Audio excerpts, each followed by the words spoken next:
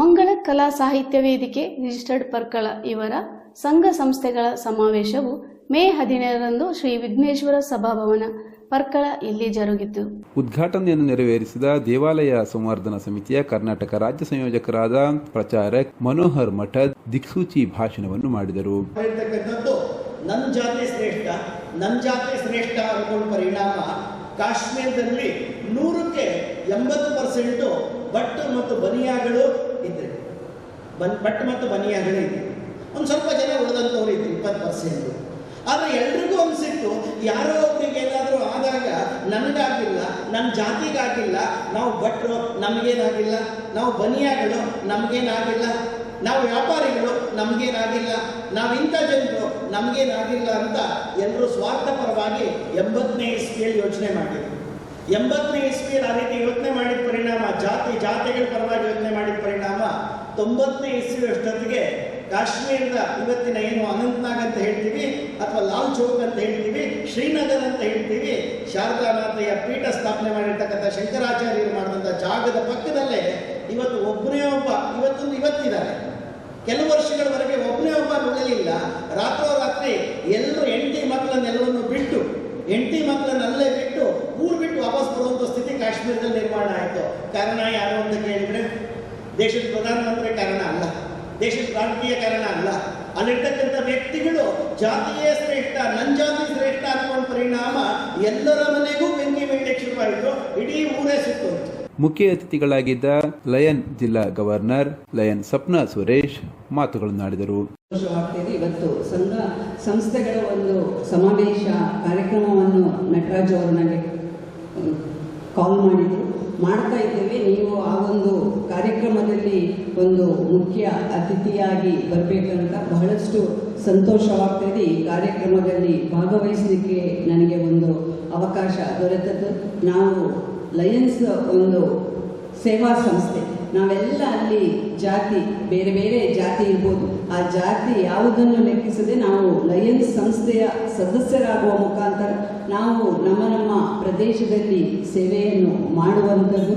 ಆ ನಿಟ್ಟಿನಲ್ಲಿ ಈಗ ಮುಖ್ಯ ಭಾಷಣಕಾರರು ಒಂದು ಹೇಳಿದರು, ಭಾರತೀಯ ಸಂಸ್ಕೃತಿ ಒಂದು ಉತ್ತಮ ಸಂಸ್ಕೃತಿ ಅಂತ. ನಾನು ಅದೇ ಹೇಳ್ತಾ ಇದ್ದೇನೆ, ನಮ್ಮ ಈ ಭಾರತೀಯ ಸಂಸ್ಕೃತಿ ಅಂದರೆ ಅದು ಬಹಳಷ್ಟು ಉತ್ತಮವಾದ ಒಂದು ಸಂಸ್ಕೃತಿ. ಅದರಲ್ಲಿ ನಾವು ಹಿರಿಯರಿಗೆ ಗೌರವ ನೀಡುವಂಥದ್ದು ಇರ್ಬೋದು, ಅಥವಾ ಪರಸ್ಪರ ಸೇವೆ ಮಾಡುವ ಮುಖಾಂತರ ಇರ್ಬೋದು, ಸಹಕಾರವನ್ನು ಮಾಡುವ ಮುಖಾಂತರ ಇರ್ಬೋದು.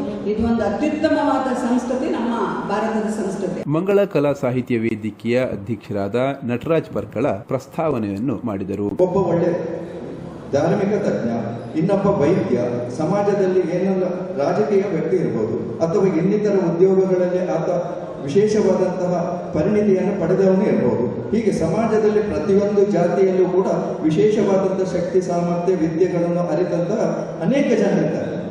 ಅವರೆಲ್ಲರನ್ನೂ ಕೂಡ ಈ ಸಮಾವೇಶ ಅಂತ ನೀವು ಮಾಡಿ ಸೇರಿಸಿದಾಗ ಅವರಿಂದ ನಮಗೆ ಜ್ಞಾನ ಪ್ರಸಾದ ಆಗ್ತದೆ. ಈ ಹಕ್ಕಿಗಳು ಹೇಗೆ ತಮ್ಮನ್ನು ಈ ಬೀಜವನ್ನು ಪ್ರಸಾರ ಮಾಡಿ ಅಲ್ಲಲ್ಲಿ ಗಿಡ ಮರಗಳು ಹುಟ್ಟಲಿಕ್ಕೆ ಸಹಾಯ ಮಾಡ್ತಾವೋ, ಹಾಗೆ ನಾವು ಇಂತಹ ಒಂದು ಸಮಾವೇಶವನ್ನು ಮಾಡಿದಾಗ ಪರಸ್ಪರ ಜ್ಞಾನವನ್ನು ಪ್ರಸಾರ ಮಾಡಿಕೊಂಡು ನಾವು ನಮ್ಮ ಸಮಾಜದ ಮೂಲಕ ಅಭಿವೃದ್ಧಿಯನ್ನು ಪಡೆದುಕೊಳ್ಳಿಕ್ಕೆ ಇದು ಅತ್ಯಂತ ಒಂದು ಸುಲಭ ಉಪಾಯ. ನಾವು ಇನ್ನೊಬ್ಬರನ್ನು ದೂರುವುದು ಬೇಡ, ಇನ್ನೊಬ್ಬರನ್ನು ಬೈಯುವುದು ಬೇಡ, ನಾವು ಸಶಕ್ತರಾಗಿರಬೇಕು. ಮಳೆಗಾಲ ಬಂದು ಒಂದು ಗೋಡೆ ಬಿದ್ದು ಹೋಯ್ತು, ಯಾಕಂದ್ರೆ ಅದು ಮಣ್ಣಿನ ಗೋಡೆಯಲ್ಲಿ ಕಟ್ಟಿದ್ದು, ಹಾಗಾಗಿ ಬಿದ್ದು ಹೋಗ್ತದೆ. ಕಲ್ಲಿನಲ್ಲಿ ಕಟ್ಟಿ ಗಟ್ಟಿಯಾಗಿ ಕಟ್ಟಿದ್ರೆ ಎಂಥ ಮಳೆಗಾಲವನ್ನು ಕೂಡ ತಡೆದುಕೊಳ್ಳಿಕ್ಕೆ ಅದು ಸಾಧ್ಯತೆ ಇದೆ. ಹಾಗಾಗಿ ನಮ್ಮದು ಯಾವಾಗಲೂ ದೃಢವಾಗಿ ಗಟ್ಟಿಮುಟ್ಟ ಆಗಿರಬೇಕಾದ್ರೆ ನಮಗಿರುವ ತೊಂದರೆ ಅಂತ ಹೇಳುವಂಥದ್ದು ಜಾತಿಯ ಸಮಸ್ಯೆ. ನೀವು ಬೇಕಾದ್ರೆ ಆತ್ಮವಿಮರ್ಶೆ ಮಾಡಿಕೊಳ್ಳಿ. ನಾವು ಸೋತಿರುವುದೇ ಜಾತಿಯಿಂದಾಗಿ, ಅವನು ಆ ಜಾತಿ, ಇವನಿಗೆ ಈ ಜಾತಿ, ಈ ಥರದಲ್ಲಿ ಯೋಚನೆ ಮಾಡಿದ್ದರಿಂದ ನಾವು ಮುಂದುವರಿಲಿಕ್ಕೆ ಕಷ್ಟ ಆಯಿತು. ಸರ್ಕಾರವು ಕೂಡ ನಮ್ಮನ್ನು ಹಿಂದೆ ಉಳಿಲಿಕ್ಕೆ ಕಾರಣ ಏನಂದ್ರೆ ನಾವು ಒಗ್ಗಟ್ಟಾಗುವುದಿಲ್ಲ. ಅಧ್ಯಕ್ಷತೆಯನ್ನು ವಹಿಸಿದ್ದ ಕಬ್ಬ್ಯಾಡಿ ಶ್ರೀ ಅಂಬಾಭವಾನಿ ದೇವಸ್ಥಾನ ಆಡಳಿತ ಮಂಡಳಿ ಅಧ್ಯಕ್ಷರಾದ ಕೆ ಪ್ರಭಾಕರ್ ಶೆಟ್ಟಿ ಅವರು ಅಧ್ಯಕ್ಷೀಯ ಮಾತುಗಳನ್ನಾಡಿದರು. ಸಂಘ ಸಂಸ್ಥೆಗಳ ಸಮಾವೇಶವೆಂಬಂತಹ ಒಂದು ಅರ್ಥಪೂರ್ಣ ಕಾರ್ಯಕ್ರಮದಲ್ಲಿ ನಾವಿಂದು ಭಾಗವಹಿಸಿದ್ದೇವೆ.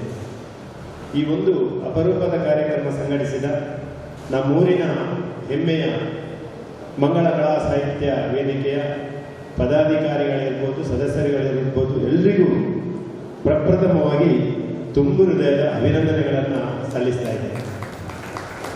ಈಗಾಗಲೇ ಪ್ರಸ್ತಾವನೆಯಲ್ಲಿ ತಿಳಿಸಿದಂತೆ ಈ ಒಂದು ಕಾರ್ಯಕ್ರಮ ಆಗಬೇಕಾದ್ರೆ ಅದರ ಹಿಂದೆ ಎಷ್ಟು ಹೋರಾಟವನ್ನು ಮಾಡಬೇಕು, ಈ ಕಾರ್ಯಕ್ರಮ ಇದೇ ರೀತಿಯಲ್ಲಿ ನಡೀಬೇಕು ಅಂತೇಳಿ ಬಹಳ ದಿನಗಳಿಂದ ಶ್ರಮವನ್ನು ಪಡ್ತಾ ಇರುವಂಥ ಮಂಗಳ ಕಲಾ ಸಾಹಿತ್ಯ ವೇದಿಕೆಯ ಪ್ರಸ್ತುತ ಅಧ್ಯಕ್ಷರಾಗಿರುವಂಥ ಶ್ರೀ ನಟರಾಜ್ ಬರ್ಕಳವರಿಗೆ ಮಗದೊಮ್ಮೆ ಅಭಿನಂದನೆಗಳನ್ನು ಸಲ್ಲಿಸ್ತಾ, ಈಗಾಗಲೇ ಕಾರ್ಯಕ್ರಮದ ದಿಕ್ಸೂಚಿ ಭಾಷಣ ಮಾಡಿರುವಂಥ ಶ್ರೀ ಮನೋಹರ್ ಮಠದ್ರವರು ಅವರ ಸ್ಫಟಿಕದಂಥ ಮಾತುಗಳಿಂದ ವಿಶೇಷ ಅನುಭವ ಜ್ಞಾನ ಮಾತಿನ ವೈಖರಿಯಿಂದ ಎಲ್ಲರ ಮನಸ್ಸನ್ನು ಎಲ್ಲರಿಗೆ ಅರಿವಾಗುವಂತೆ ಎಲ್ಲವನ್ನ ತಿಳಿಸಿಕೊಟ್ಟಿದ್ದಾರೆ. ಕಾರ್ಯಕ್ರಮದಲ್ಲಿ ಪ್ರಭಾಕರ ಬಂಡಿ, ಅಶೋಕ ಸಣ್ಣಕಿಬೆಟ್ಟು ಸೇರಿದಂತೆ ಮತ್ತಿತರರು ಉಪಸ್ಥಿತರಿದ್ದರು. ಪ್ರಸ್ತುತ ಮಂಗಳ ಕಲಾ ಸಾಹಿತ್ಯ ವೇದಿಕೆಯ ಗೌರವ ಅಧ್ಯಕ್ಷರಾಗಿ ಕೆ ಪ್ರಕಾಶ್ ಶೆಣೆ, ಪಿ ಶ್ರೀನಿವಾಸ್ ಉಪಾಧ್ಯ, ಸಂಚಾಲಕರಾಗಿ ಎಂ ಮಂಜುನಾಥ್ ಉಪಾಧ್ಯ, ಪೋಷಕರಾಗಿ ಶ್ರೀಧರ ಭಟ್, ಅಧ್ಯಕ್ಷರಾಗಿ ನಟರಾಜ್ ಪರ್ಕಳ, ಕಾರ್ಯದರ್ಶಿಗಳಾಗಿ ಶ್ರೀನಿವಾಸ್ ನಾಯಕ್, ಕೋಶಾಧಿಕಾರಿಗಳಾಗಿ ಸಂದೀಪ್ ನಾಯ್ಕ್ ಕಬ್ಯಾಡಿ ಇವರು ಸೇವೆಯನ್ನು ಸಲ್ಲಿಸುತ್ತಿದ್ದಾರೆ.